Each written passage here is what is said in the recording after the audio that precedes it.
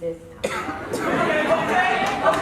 Mama, mama, can't you see? Mama, mama, can't you see? What the school board's done to me? What the school board's done to me? They beat us up and kick us out. They beat us up and kick us out. Ain't no justice in this town. Ain't no justice in this town. Mama, mama, can't you see? Mama, mama, can't you see? What police have done to me?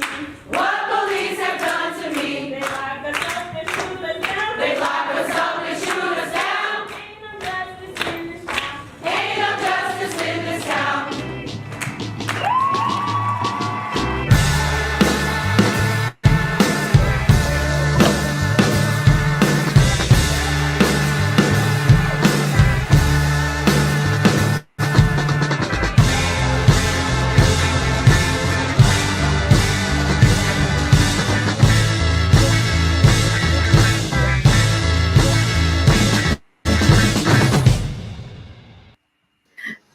Hey everyone, sorry, give me a second. I don't know why we're having some technical difficulties, but welcome if you are here.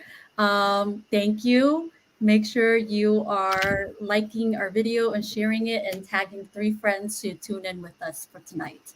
So let me try this one more time. Kick us out. Ain't no justice in this town. Ain't no justice in this town. Mama, mama, can't you see? Mama, mama, can't you see? What police have done to me? What police have done to me? They lock us up and shoot us down. They lock us up and shoot us down. Ain't no justice in this town. Ain't no justice in this town.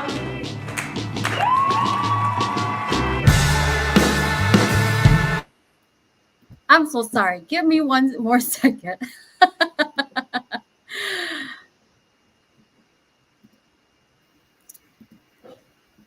It was working before we hopped on.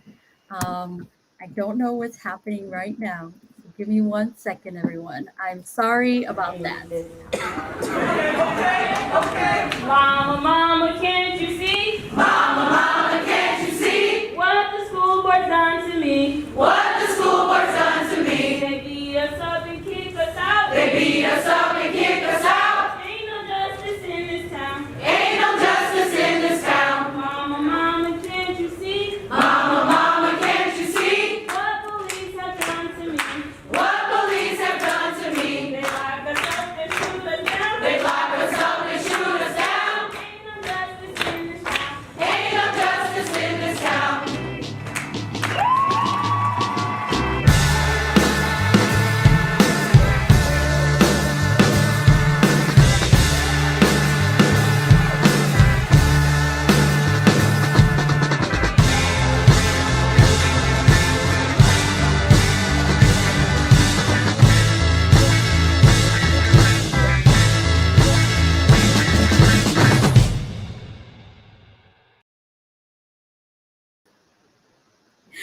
Hey everyone, again, so sorry about the technical difficulties. We really wanted to share that video out with you all as we open up for tonight. But it seems like we're having, again, technical difficulties. So we'll make sure that we link that video in the chat so you can always go back to it and watch it.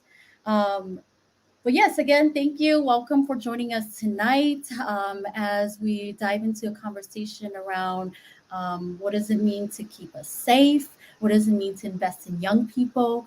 And what has our fight for police-free schools been? So for those who may not be familiar with Freedom Inc.'s Police-Free Schools campaign, our young people had launched that campaign in 2017 as a way to really think about how are we addressing safety and really providing holistic services, support, and investment in Black youth and youth of color.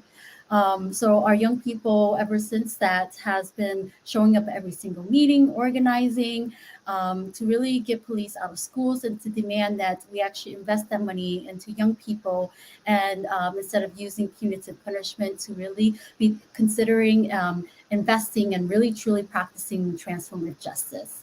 During the summer uprising in 2020, during all of that moment, We were able to get the police out of the Madison School District. So our young people were able to really celebrate the hard work that they've put in for numerous years of continuously showing up and putting their bodies on the line. Well, we know that the work doesn't necessarily stop there, and there's still so much to do in addressing what is true safety and investment in Black youth and youth of color look like. So today, we I have a couple of folks here to really talk to us around what are some commonly frequently asked questions when it comes to our campaign, as well as how are we moving forward with our campaign work. So I am going to invite folks up on here. And let's have everyone just introduce yourself, your name, pronouns, and what do you do? So I'll go first because I realized I jumped in and didn't introduce myself. Well, hi everyone. My name is Zhong. My pronouns are she, her, hers, and I am the Queer Justice Director at Freedom Inc. and have the huge privilege of working with all of our young people in the Police Free Schools campaign.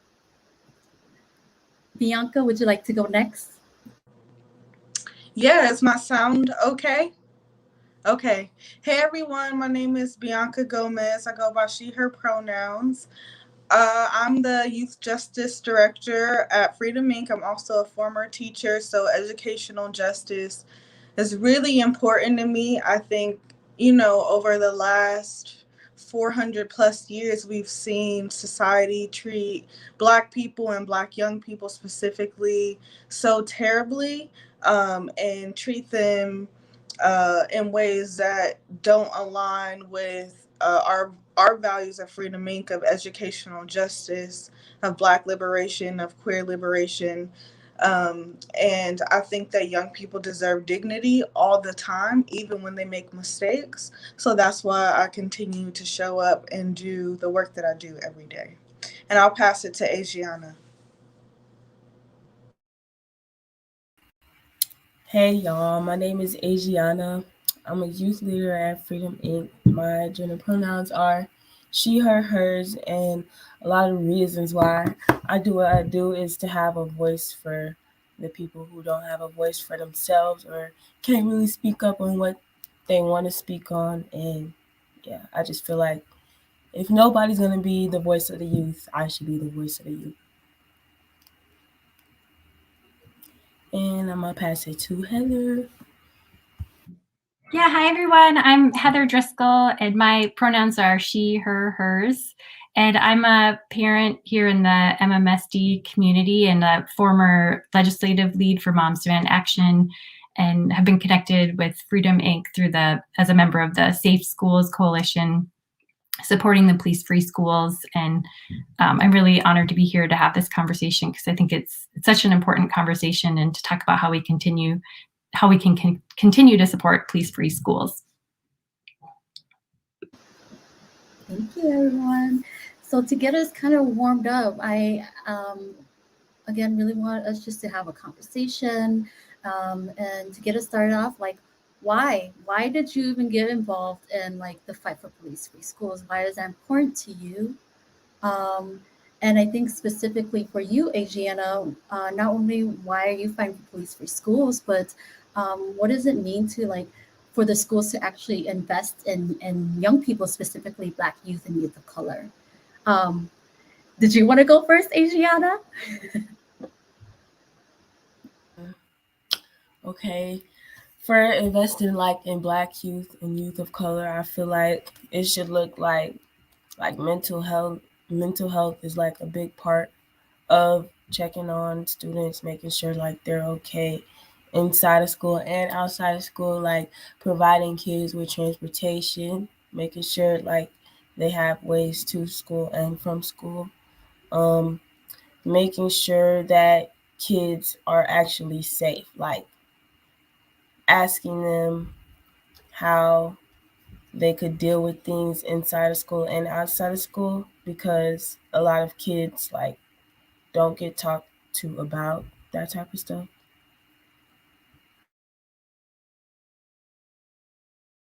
I love that. So really, really like checking in on young people and seeing them as human beings, right? And making sure that we're safety planning with folks in a holistic way that meets all of their needs, right? So not just the physical, but their mental and emotional needs. I think that's so important, right? Because so often we don't think about that when it comes to young people. We're so quick to think about this is what I know young people need versus really asking them what they need. So thank you so much, Adriana, for sharing that. Bianca and Heather, yeah, why did you two like really get involved in police free schools? And what are some things that you've heard people bring up about police free schools that you really want to like address? Oh, that's such a heavy question. I could talk all day, but I'll try to make it brief-ish. One, I grew up in a very heavily police community in Cleveland, so I saw police violence every day. Young people were not spared from that, right? Young people were not um, sheltered from the police violence that happened. They experienced it firsthand with police coming in our homes, raiding our communities, young people being young teens, kids as young as I remember, like a 10-year-old neighbor being taken into police custody and put in the back of a police car. So I just remember like having so much trauma around police violence as a child that obviously didn't go anywhere when I became an adult. And I also remember being a teacher in a primarily white district in Ohio.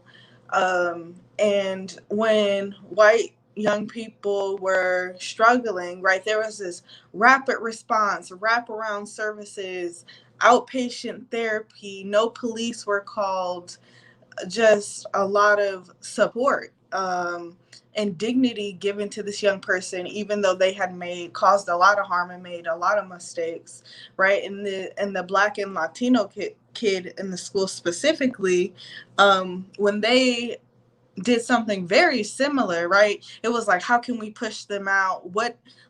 How do we, let's call the police, suspend them, let's consider expelling them.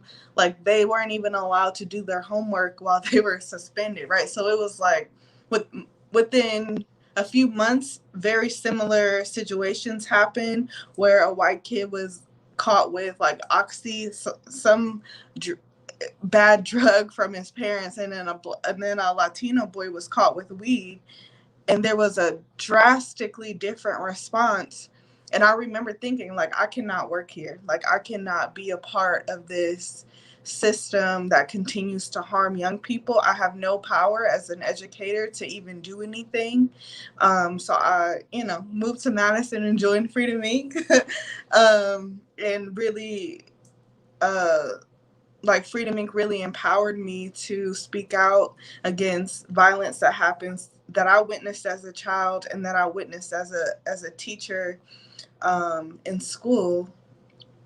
So there are so many misconceptions around what young people need and deserve, right? There has been literally a trillion studies about how punishment does not work, about how Black youth are not, and youth of color, LGBTQ youth with disabilities, right? They're not given adequate investment, and people only pay attention to them when they do something quote unquote wrong, when they make a mistake, right? But attention, right, love, dignity, and support is not given to them before those things happened. At La Follette, there has been a lot of recent incidents that have been, highlighted in the media.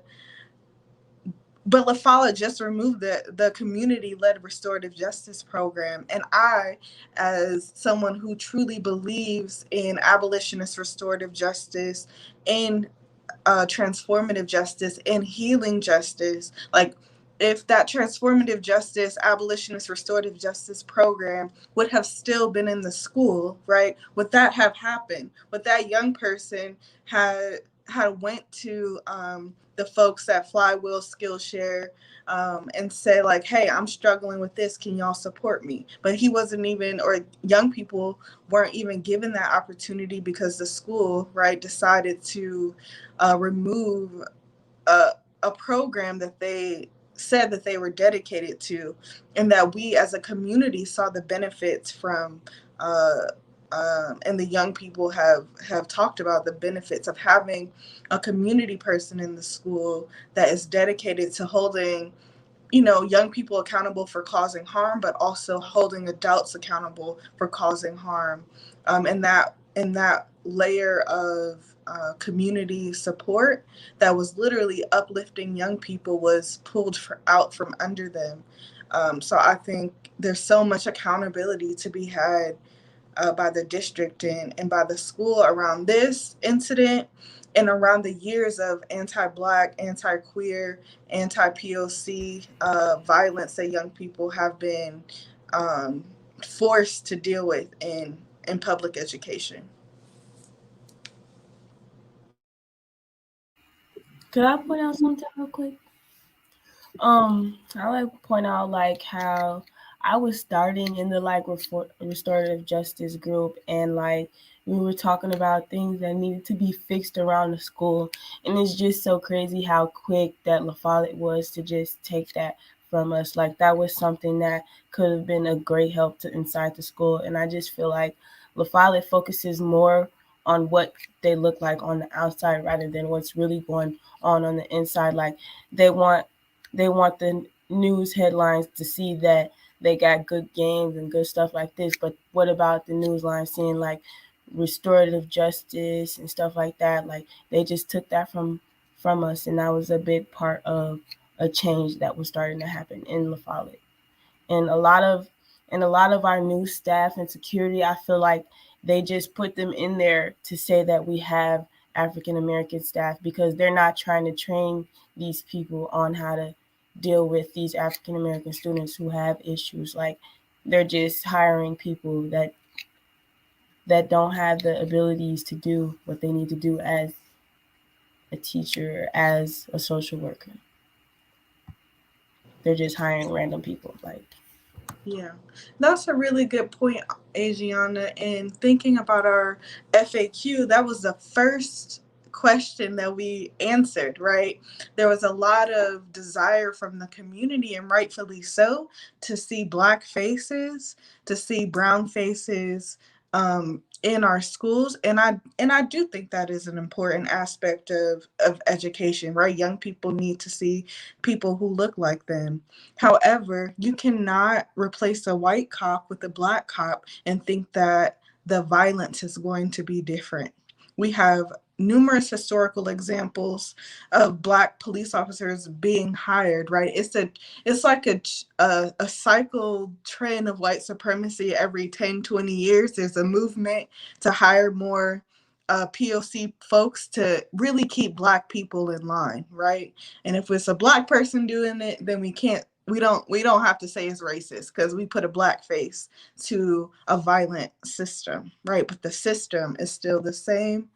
And more importantly, uh, you should never have to have a relationship with someone in order to avoid being harmed, right? So there's a lot of intentional relationship building between POC police officers, POC security guards, and that actually does not help to keep young people safe, right? It doesn't help to. no, because Uh, Go ahead, Adriana. I'll give it to you. No, because like from my experience with the new security guards, even though they are African American, they're not really people you can rely on because at the end of the day, the way that the school is made up, like in the way the system is, they're still gonna go based off what the system is saying. So, say if a student got the police called on them, and you think this teacher is like somebody you can trust, and all of a sudden like they just change up and just start acting weird. And I seen that multiple times happen to students at the school. Like teachers will, they know that you're the teacher that they can trust. So like say if you get in trouble Like if you bring marijuana to school or something, that's going to be the teacher that comes to get you from your class. So you're going to think like, okay, I'm good. And then you're caught up in the mix with a whole bunch of officers in the office trying to check your bags. Like it happened to multiple kids at the school. And I just feel like, yes, we have new African American faces inside the school, but there's still so many rules that the school has that makes it way harder for me to trust them anyways. And that's part of the reason why I got involved with police free schools too, is because I think that, like what you're saying, Ajiana, that it's really important for youth to be around adults that they trust and that they can go to. And I think as adults too, we should be leading by example and sending armed officers into the schools and having people who are using guns. It, to me, is not sending a good message of like, how do we create a peaceful community and have mutual respect. It's really about having a situation where kids have people they feel like they can turn to. So when we're looking at investing in the schools, I think it's so important to be investing in mental health, like with counselors and trusted adults that kids can really feel like they have somebody that they can talk to and isn't going to be somebody who could possibly criminalize them. Yes, thank y'all. And I guess my next question, right? Because kind of like what you all have really said, specifically surrounding La Follette with last week's incident. And we know that La Follette isn't the only school that we've been hearing a lot around different incidents happening, right? All throughout this year with East High School, we've heard that there's been fights. There's been a lot of sexual assault, and so what do we do then when it comes to physical fights? Like, how should we address that? Especially during this time when we've been able to remove the police out of schools, and our schools are calling the police back into the schools. I got something for that one.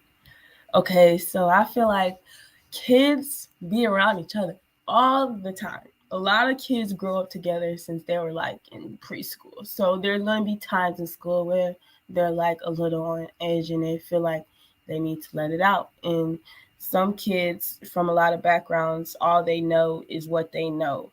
And sometimes that may be fighting, sometimes that may be sticking up for yourself, or it may be that other things. And I feel like when kids get into altercations, they shouldn't be suspended. They shouldn't be expelled. If it gets to a point, I feel like they need to be inside the school reflecting on what they did, because being sent home and having to deal with like the outcome of what you just did doesn't really help you.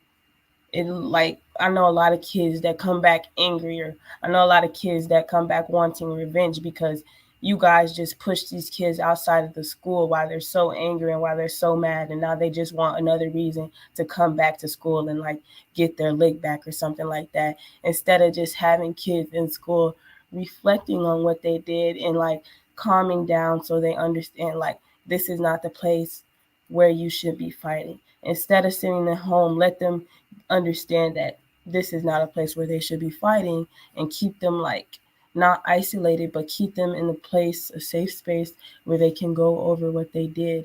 Like a lot of kids just get sent home and they don't learn anything from home. So why are you guys sending these kids home while they're still angry and not understanding that they did anything wrong? Because then they're going to come back to school and do it again and feel like they didn't do anything wrong, because all y'all going to do is send them home. They know that all y'all going to do is send them home.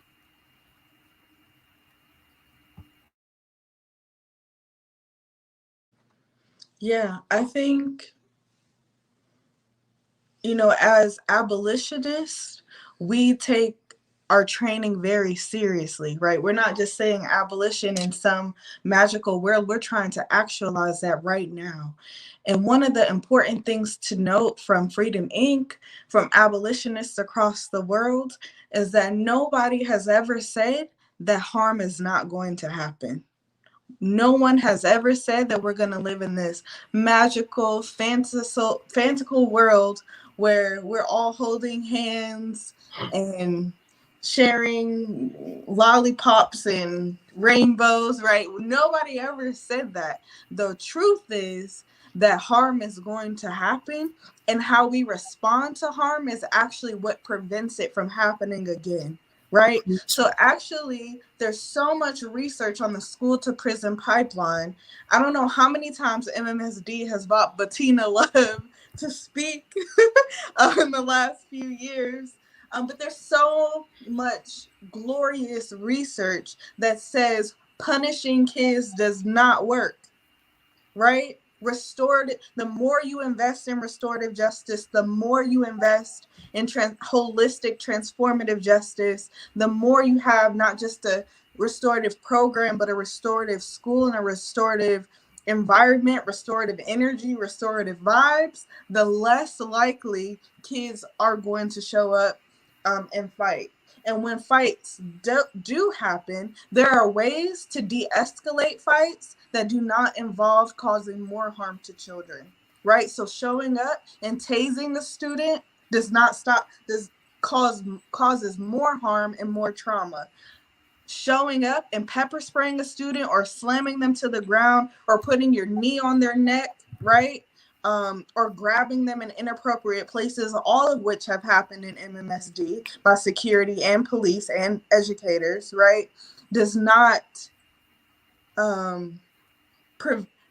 prevent fights from happening in the future, and you're causing more harm to children, right? You're causing more violence, more trauma to children. So I think that there needs to be like a holistic restorative and transformative justice training, implementation, and also de-escalation training. There are ways to de-escalate fights before they even happen. And when they do happen, right, there are ways to break them up without causing more harm to young people, without causing harm to yourself. And MMSD, again, has $400 million, right? They can invest in that if they wanted to, if they believed in it, if they felt that young people deserve that, but they don't. They continue to invest in violence, in police, in things that continue to tear young people down and only add to their trauma instead of helping them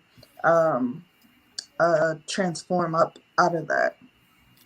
Yeah, and I want to add on, like, with a lot of fights at our schools, there'll be like a small, tiny teacher trying to jump in the middle of the fight, and then you got one teacher trying to break up one kid, and it's another kid still swinging off the other kid, and then the teacher in the middle gets punched in the face. Now the kid that punched him in the face is getting charged with a whole nother case because the teacher decided on their own to jump into a physical altercation. And it's just like a lot of teachers always know what they're getting themselves into when they jump into fights. And then it's like once they get hit or something goes wrong on their end, it's like the student is looked at like a problem when really they're not the problem. It's just the fact that you sat there and literally jumped into a fist fight. And like a lot of teachers just don't understand, like, gotta learn how to break up a fight. I mean, you can't just hold back one student and have the other one still swinging. You guys need at least 3 teachers, like one to break up from one side and then one in the middle. Then just literally run up there and then think hopping in the middle of the fight is going to help them.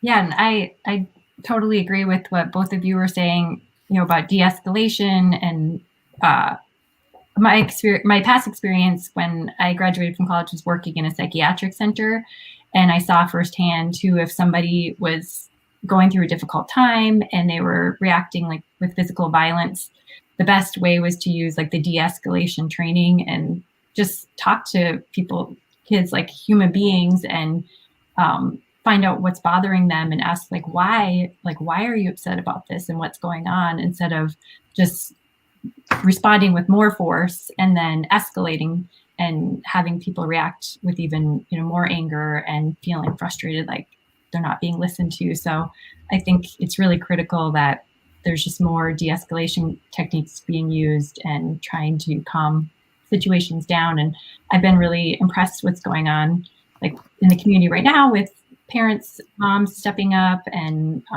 going over to like East High and handing out snacks and like checking in with kids and letting them know that they are happy to see them and they're monitoring what's happening with the fights and trying to keep it from escalating. And so far it's been really successful. And I think it's because they're showing that they care rather than just showing up with force.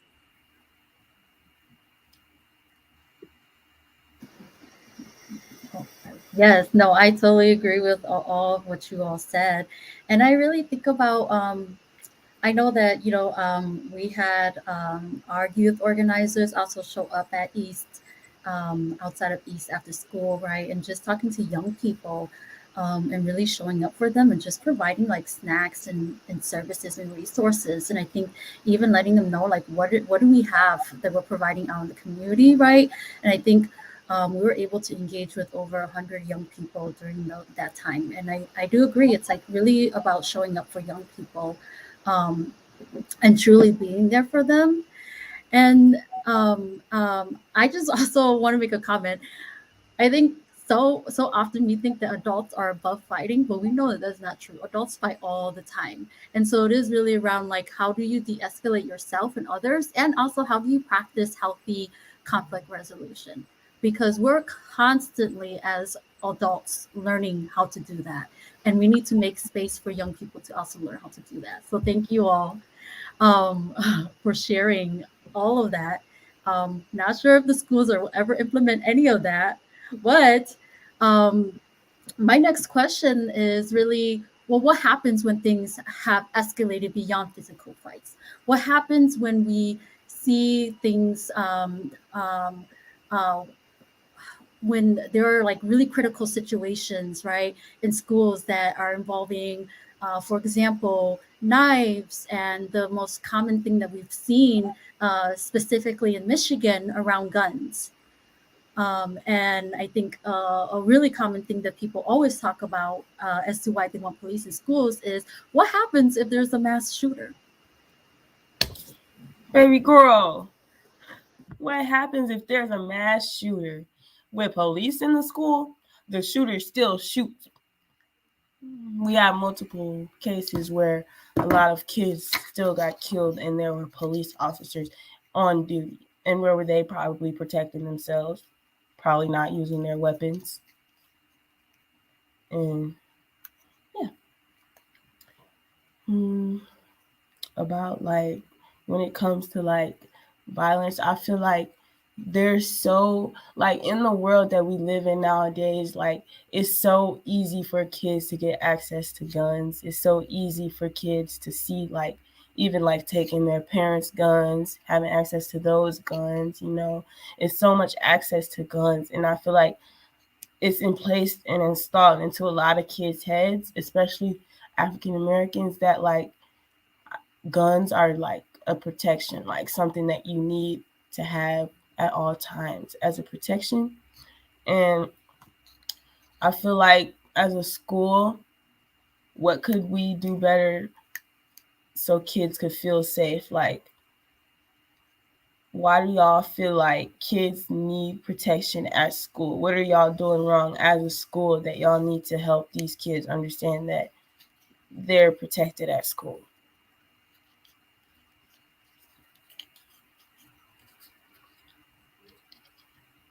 Mm-hmm. Yeah, I think that was like really beautifully said, Adriana. Like, nobody is questioning what is making Black young people specifically feel unsafe, right, in the worlds that we live in. And so many important points that you said. One, going off of that, when we talk about school shootings, right? The children who are targeted for weapons are not mass shooters, right? Are not young people that are likely statistically proven with years of research, right? The the demographics of mass shooters are young, racist, white boys who have a history of sexual assault and harming animals. That's actually like the profile of a school shooter. And I think, profiles are problematic. But when we talk about what prevented, like, police do not prevent anything, right? They show up after the fact, most of the time half-assed. So what preventative things are we doing, right, to make young people feel safe in school, right? Are we providing, right? We know that housing prevents violence. We know that quality food prevents violence. We know that access to medical care, including mental health, prevents violence. We know that like non-capitalist employment where mothers and fathers and parents are not working back-breaking labor to provide for their children and their family prevents violence, right? We know that decolonizing around sexuality, around gender, comprehensive sexual education prevents violence, right? Like, we have so many tools in our toolbox, but we're refusing to really invest and implement them.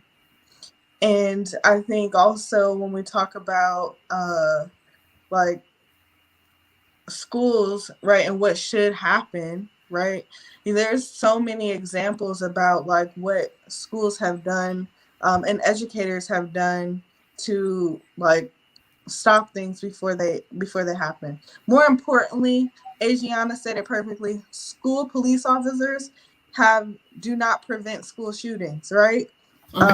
There have been numerous of examples statistically proven not to work, but we let the fear and the idea take over our logic and research and study and our ways of thinking that actually work.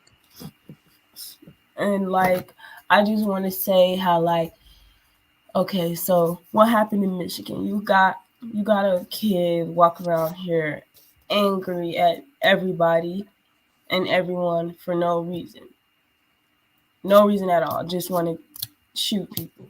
And then you have kids that are so scared that they feel like, African American kids, that they are so scared that they feel like they have to protect themselves, but they're not the type to sit around and like threaten the kids at school, telling kids that they're going to shoot them or kill them if they do this. Like, I know a lot of kids who use protection for protection, not to flash it, not to scare everyone and not to belittle people. I know like a lot of white kids do that stuff so they can feel like they have higher power, and it's just like, you already have so much power. And yeah, it's just like, you'll look at what happened in Michigan versus like what happened to a African American student at schools, and you'll just see how different the headlines would be. Like, you would see a massacre, or you would think that a student was really, an African American student was really like walking around the school ready to shoot the school up if it were for the news. Because it's like the way the news and the way the media just set things up without knowing the story behind things is just so sickening.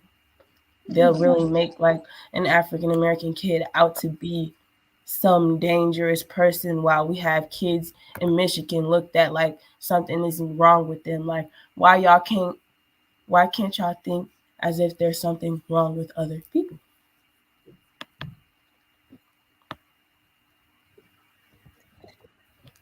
And I want to add too about with the gun situation. I think if we had more counselors in the schools able to identify when kids are going through a hard time and asking more questions and finding out, that would prevent situations where they might feel like they need to bring a gun. And like Bianca had mentioned, police officers in the past, like, it's been well documented. And that was something I was surprised about too, as I was looking into more about SROs and Marjorie Stoneman Douglas, which, in Parkland, was a really high profile mass shooting. There was an SRO on campus and he hid, while this mass shooting is happening and wasn't there to protect the kids.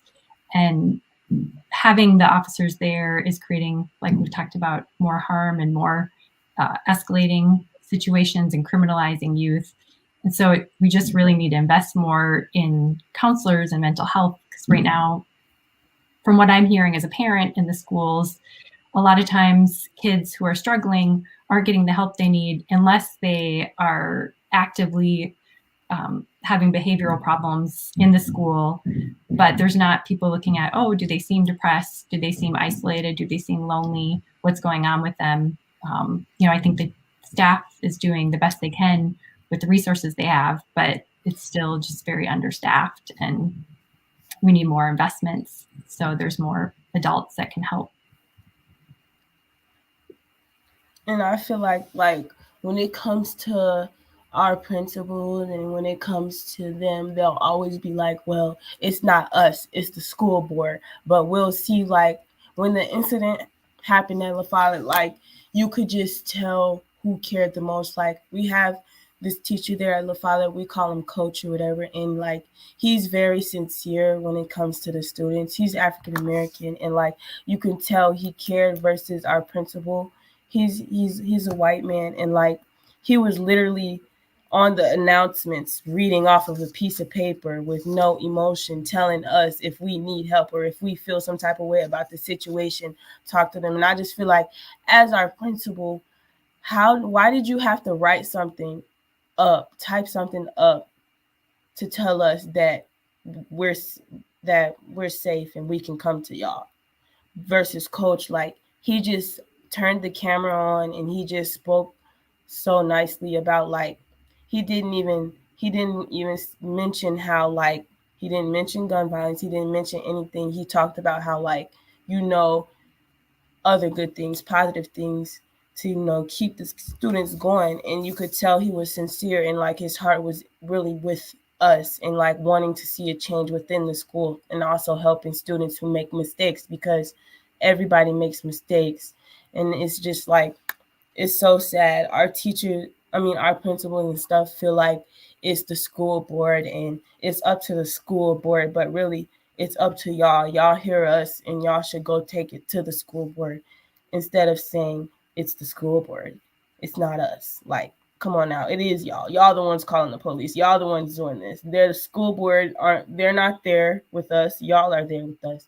So when the school board gives y'all a task and y'all do those petty things that y'all do instead of trying to make a change, I just feel like it's because y'all are lazy, and the only resort that y'all feel like is the best is the police, and they just need to get out of that.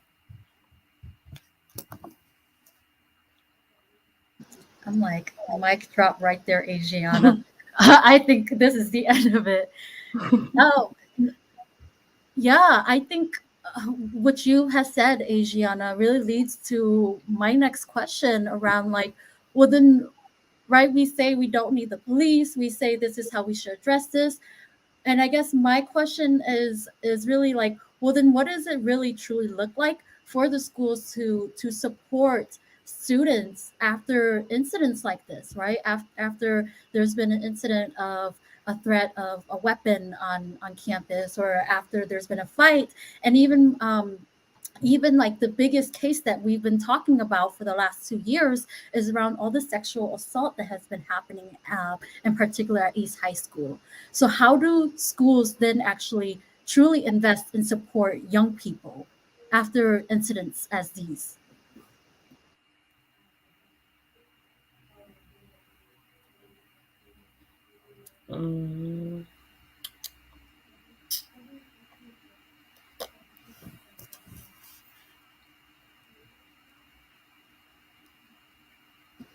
Anyone can go if you want some time to think, Adriana, just so that it won't fall. Yeah. We've asked Adriana this question a million times, so I know that she's like, pondering over the work that she's done over the last few years. But I think, like, it's not enough to just have counselors, or not enough to just have mental health professionals. They need to be culturally specific. Mental health professionals that are liberation centered, right? That's really important. It has to come from, you can't hire a restorative justice person within a violent system. That's like the MPD hiring a restorative justice coordinator, right? Y'all are the problem. You can't do that, right? It has to be community, grassroots led restorative justice, right? Where true accountability can happen. If Adriana if I'm Adriana's teacher, right, Miss Gomez, and I can tell Adriana to go to a restorative justice circle because she talked back to me or whatever, Adriana should be able to say, Miss Gomez, you need to go to a restorative justice circle because you have been treating me horribly ever since I showed up to this school, right? And I think that young people are literally crying out for our love and support. They're not crying out for punishment. They're not crying out for cages and police cars and pepper spray and tasers and all of the ways that we talk down and beat down on them, right? They're calling out for love and support. And we've never, as a society, have collectively showed up for Black children in that way. Never, right? We have no historical examples of society as a whole wrapping their arms around Black children and children of color. What if we tried it? We as individuals have, right? And we all do youth justice work. Of course we have.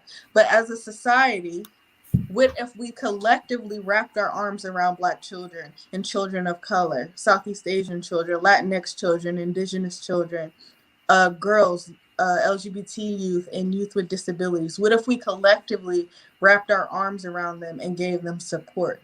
I guarantee you all of these issues that we're having would no longer exist in the same way. And when they did happen, right, they know that people would be showing up to love on them, right? Not to put them in a cage. And that matters when we're trying to build up young people. We want to build them up. We do not want to tear them down, but we continuously tear them down. So if you don't take, folks watching, if you don't take anything else from anything that I've said, like, collectively, right, encourage your people to wrap your arms, figuratively, ask for their consent, obviously, around Black children before the harm happens and even when the harm happens.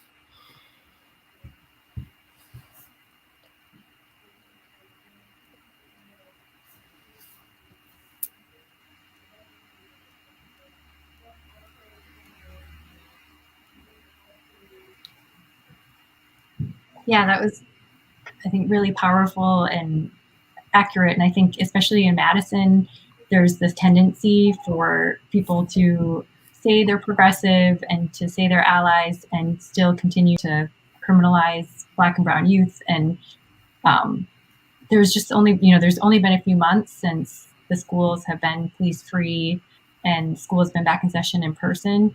And I think the last thing we should be doing is reverting backwards. And if anything from the pandemic has taught us, what was happening before wasn't working. And we need to find solutions that are going to work for all of the kids and that it's going to move Madison forward and be this progressive, ideal city that Madison wants to be. And we can't do that by reverting and going backwards. So we need to come up with better solutions. And like Bianca said, I think wrapping our arms around youth, and particularly embracing Black youth and finding solutions and addressing trauma, especially in this pandemic. Yeah, I agree with y'all. And I also want to add on, like, okay, so like at school, when there's a fight, a little petty fight, we'll have to stay inside of our classrooms for like 10 to 15 minutes and miss a whole period over a fight because they got police in the hallways and all type of stuff. And I just feel like the way that they are handling these issues are so wrong. Like the recent incident that just happened, they had said on the announcements that we needed to stay in our classroom for at least like 10 minutes, but I was already in the hallways. So like I seen what had went down, and it's like after it went down, like a lot of the teachers know that I'm with Freedom Inc. and they were like looking at me like, "Are you okay?" Asking me, "Am I okay?" And it's just like, y'all know damn well I'm not okay. Y'all know I have an issue with what y'all just did. So don't ask me, "Am I okay?" Don't look at me like y'all not a part of the issue. And I just feel like, why are y'all steady calling the police for petty fights and stuff like that, holding kids back from classes, making them miss periods and stuff like that?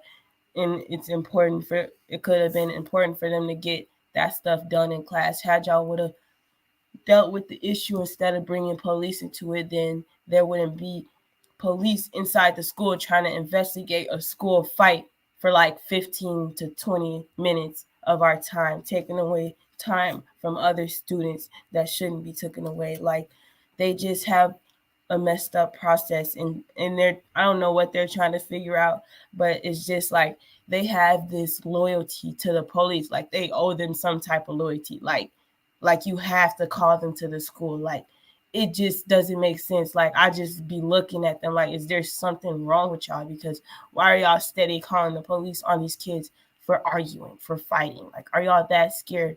And it's just like, you guys are hiring these teachers and not letting them know what they're up against or up for. That's why I feel like they need people that are like really specialized in student and human behavior, because you can't just come up into a school full of high schoolers and think it's going to be peaches and cream every day and everyone's going to be happy and ha ha ha.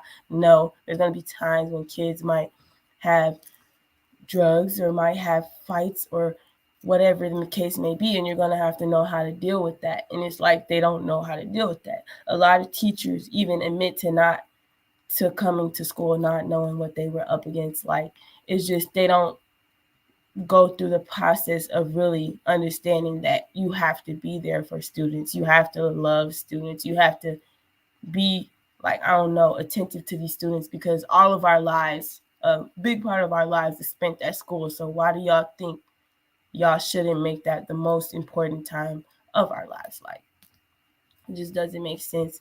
And we talk about it a lot in like my my history class. They just brought this new African American history course, and like they're trying, like my teacher, he's trying to like get across like what transformative justice is and stuff like that. And like he was asking us like, would we want to in place a class to like teach white people like how like, I don't know, teach white people stuff, because it's like a lot of white people don't know until we tell them, or until they actually see something happen for them to realize what's going on, because like they're so used to being around what they're around that they don't understand what's going on into the world until they see it right in front of their faces. And I know it's like we shouldn't have to have classes for that, but it's like I feel like we should. It's just, yeah, I could keep going on and on and on, but it's just a lot of stuff. And it starts with our principals. I feel like they need to stop saying it's the school district telling them to do stuff, and they really need to listen to what we're saying and help us, because it's not just the school board, it's y'all too. The school board didn't call it to the school and be like, call the police. Y'all chose to call the police.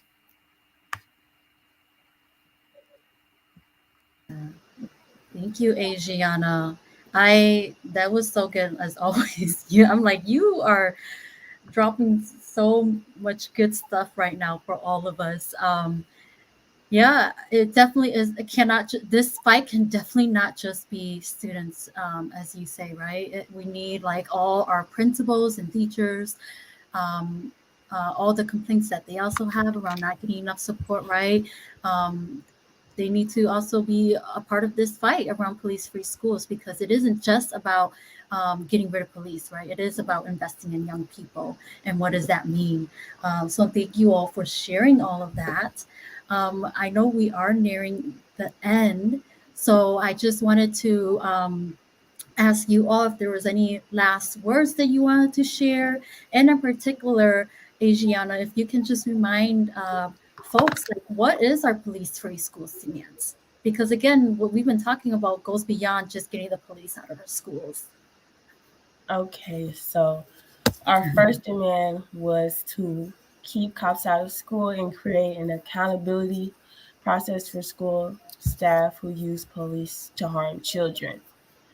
And meaning like we should hold our teachers and our principals accountable for calling the police on students. That shouldn't be something that they should be doing. And then our second one was invest in the leadership, wellness, and creativity of Black youth and youth of color. And like when I say this, I feel like there's so many classes that should be in place for not only African Americans, but I feel like a lot of African Americans would favor it. Like a lot of us love music and love to be creative, and I feel like there's not a lot of music class. There's not a lot of different like languages that you could learn that are African American, or like, you know, Ebonics. That could be something. Like it's just so many things that they can invest in at the school. And then number 3 was use transformative justice instead of punishment. Like basically, instead of calling the police on the kid for fighting, figure out why they fought and talk to them about the fight, you know, figure out the root of the problem instead of like being part of the problem. And then 4, give give most impacted youth, parents, and trusted adults real decision making power over school. And like another thing, when it comes to the school emailing parents and telling them incidents that happen, they don't tell them the full story. They just give them a little, oh, this happened at school today, blah blah blah. And I just feel like that's not enough. Parents really need to know what's going on inside these schools. They don't know what's going on inside these schools for real. And that's a big part of the problem, because a lot of the things get sugar coated inside of the emails, and that's not fair to the parents who are really trying to help inside the schools. Because like, you know, you hearing one story from the parents, and then you hearing one story from the kids, and then it's another email not explaining what's really going on. So yeah, those are our 4 demands. Get with the program.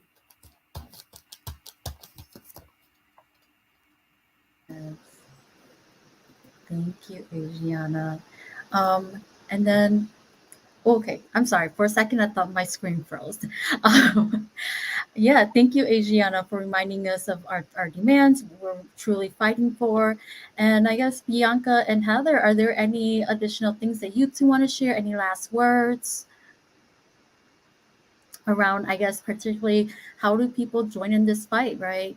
Um, what are other things that we're also providing for young people when it comes to wellness? And Heather, if I think in particular, what can parents, right, at these 2 schools that we've named today, but in general in MMSD, do to really be a part of this fight, as well as like in particular, how do white parents support this fight, right? And understand that it is part of their journey also towards like really talking about liberation and freedom. Yeah, I think, as white parents, it's really important to like not, to really think outside of your own experience. Like Adriana was saying, sometimes I think with white people, they don't know what other people who aren't white might be experiencing. And so it's easy to like start complaining about issues and to come up with ideas, or like just be saying like something needs to be done. And people who've been calling for putting police back, aren't really thinking outside of the box. Like, what can we do to be part of the solution? And I think that's something that, every white parent should be thinking about, is like, instead of just complaining, like, well, what can you do to actually help? How can you be an ally? And I think the answer is listening more and paying attention to what everybody at Freedom Inc., all the important work you're doing in the community, and donating and figuring out how you can support and join the efforts, and not rushing to judge situations, and actually really stepping back and thinking about different experiences and how police also may impact different people in different ways, and how we need to find solutions that are going to be safe for all the kids and are going to move our community forward.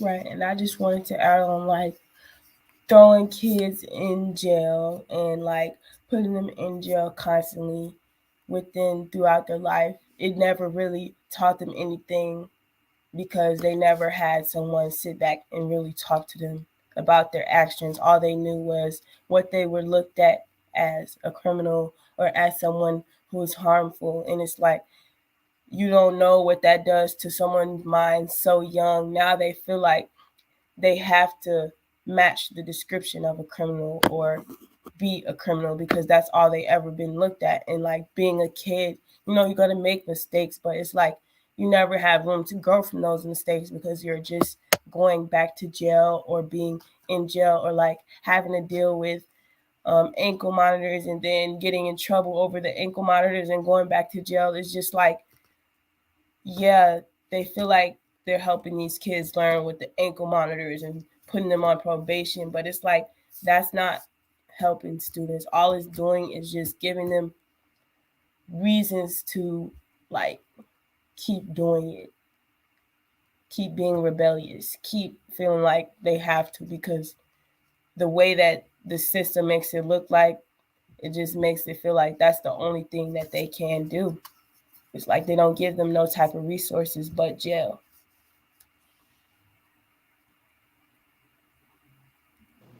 Adriana, you going off today. I got time today.